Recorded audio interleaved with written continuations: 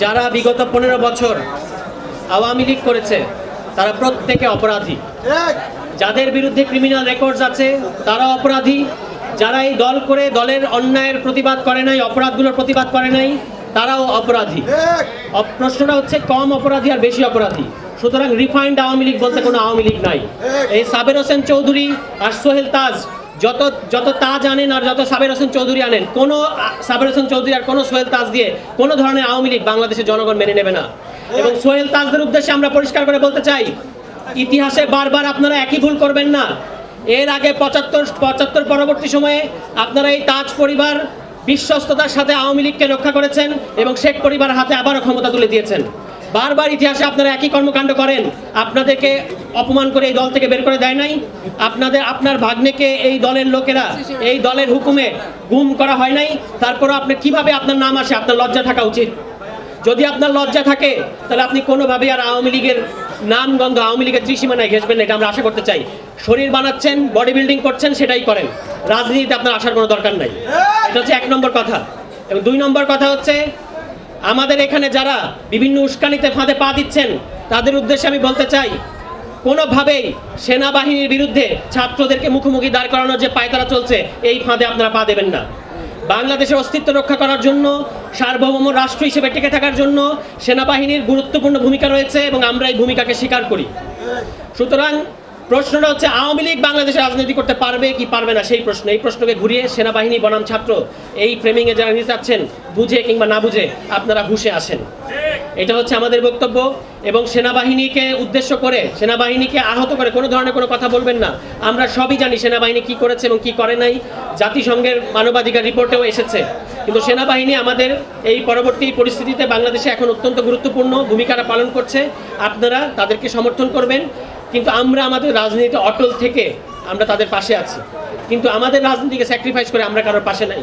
আমাদের রাজনীতিটা কি? আমাদের রাজনীতি আমরা বলেছি যে আওয়ামী লীগ আগামী নির্বাচনে অংশগ্রহণ করতে পারবে না, ব্যালটে নৌকা মার্কা থাকতে পারবে না। এবং আওয়ামী লীগ, রিফাইন্ড আওয়ামী লীগ যতক্ষণ পর্যন্ত আগামী নির্বাচনের আওয়ামী লীগের যতক্ষণ পর্যন্ত বিচার না হচ্ছে, এই বিচারের আগ পর্যন্ত আওয়ামী লীগের নিবন্ধন বাতিল করতে হবে এবং নৌকা মার্কা আগামী ইলেকশনে থাকতে পারবে না। এই কথাগুলো আমাদের দলের দিক থেকে দাবি তোলা হয়েছে। আমরা এই দাবিতে অটল থাকব। এই দাবির বিপক্ষে যারাই আসবে, আমাদের ফাইট তাদের বিরুদ্ধে। এই ঈদে জামা জুতো অ্যাকসেসরিজের ডিসকাউন্ট। সুতরাং হরে ধরে আপনারা 101টা উইন্ডো ওপেন করেন না। একসাথে অনেক বেশি যুদ্ধ করা যায় না। আমাদের কোনো দরকার নাই আমাদের সবাইকে ক্ষিপ্ত করার। বাংলাদেশে আমাদের রাজনীতিটা খুব পরিষ্কার, কারা ফ্যাসিবাদের পক্ষে আর কারা ফ্যাসিবাদের বিরুদ্ধে। আমরা মনে করি যে আমরা জনগণের পক্ষে রাজনীতি করছি এবং যারা এখনো ফ্যাসিবাদ কিংবা নতুন নামে কোনো ফ্যাসিবাদ আনতে যাচ্ছে, আমাদের সংগ্রামটা তাদের বিরুদ্ধে। সেনাবাহিনীতে আমাদেরই ভাইরা চাকরি করে। আপনার সাথে তার পার্থক্য হচ্ছে তারা উর্দি পরে এবং আপনি পড়েন না। একই দেশে আমাদেরকে থাকতে হবে, শান্তি নিয়ে থাকতে হবে। দয়া করে এখানে মিশর বানানোর চেষ্টা করবেন না, এখানে তিউনিসিয়া বানানোর চেষ্টা করবেন না, এটাকে আরব বসন্তের পরিণতির দিকে নেওয়ার চেষ্টা করবেন না। বাংলাদেশে খেয়াল রাখবেন, জুলাই মাসে কোনো বসন্ত ঘটে নাই, আরব বসন্ত ঘটে নাই। আরব বসন্তের পরিণতিও সুতরাং আমরা ডিজার্ভ করি না। এখানে মনসুন ঘটেছে, এখানে আপনারা বলেছেন এটা মনসুন রেভলিউশন। সুতরাং এই মনসুনে থাকেন।